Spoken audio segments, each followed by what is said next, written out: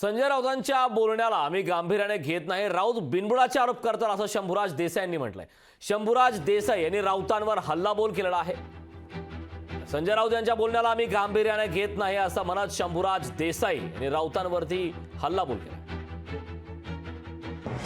संजय राऊतांच्या बोलण्याकडे आम्ही गांभीर्याने बघत नाही.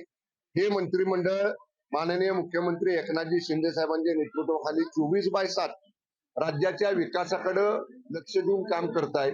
त्यामुळे अशा नाहक बिनबोडाचे आरोप करणाऱ्यांकडे आम्ही लक्ष देत नाही.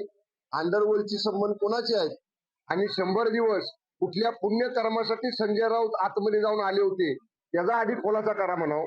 संजय राऊतांनी एक लक्षात ठेवावं की जामिनावर बाहेर आहेत, त्या गुन्ह्यातनं त्यांची अजून निर्दोष मुक्तता झालेली नाही. त्यामुळे स्वतः कुठलं पुण्यकर्म केलं म्हणून 100 दिवस आतमध्ये जाऊन आलता याचं पहिलं उत्तर द्या आणि मग आमच्या मुख्यमंत्र्यांवर टीका करा म्हणा.